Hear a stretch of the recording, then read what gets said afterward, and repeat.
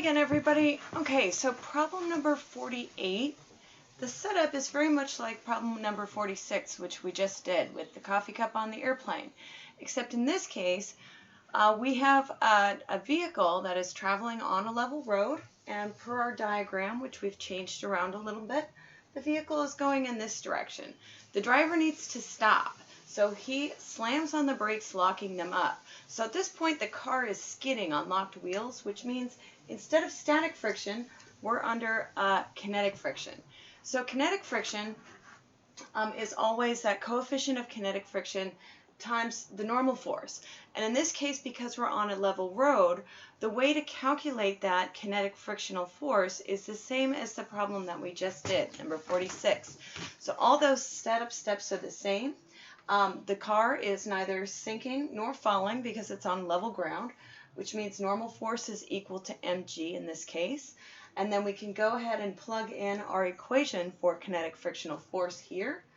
That is going to equal mass times acceleration of the object. So this is our rearranged Newton's first law equation for the sum of forces in y.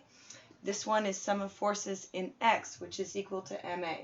So what that tells you is that your acceleration of your vehicle is going to be the coefficient of kinetic friction times g.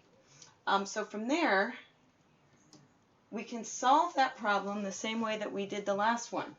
From that point, we're going to solve for our acceleration. In this case, our coefficient of kinetic friction is 0.720. And they're asking you how fast the car is going after 1.3 seconds. So from this point, let's read through the problem and figure out how to continue. Let's erase this right here.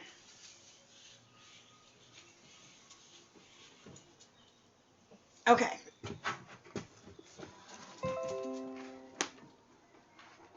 So the car is initially traveling at 16.1 meters per second.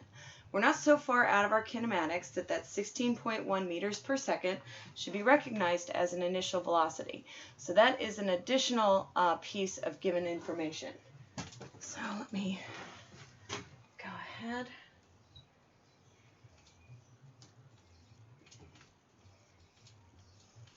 Okay, I'm about to run out of room on this board.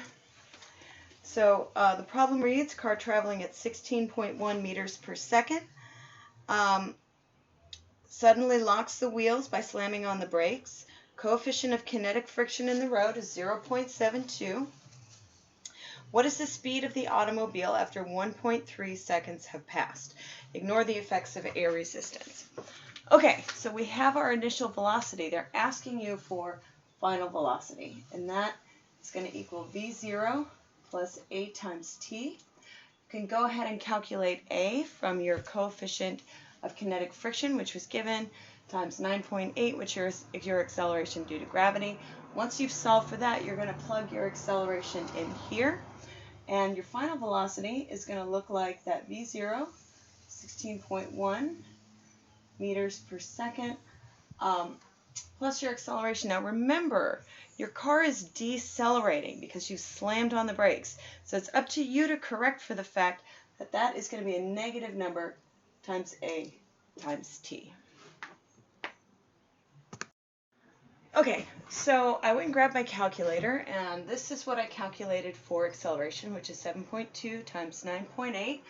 Remember, we're decelerating, so we're going to subtract that from our initial velocity. Brakes don't make you go any faster.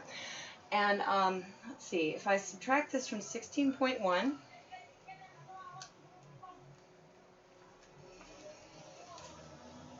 I'm getting that your final velocity is 9.044 meters per second.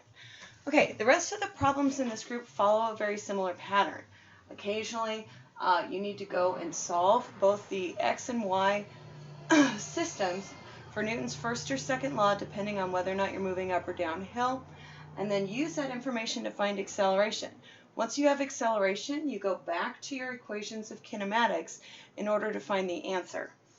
So that entire list of problems that I posted that are in that section, I think it's number 46 through 49 or 50, all of them are going to be set up very similarly. From here, I'd like to jump to one of the problems from closer to the end of this section that has to do with tension, and I may go ahead and move outside for that. The light in here is a little strange.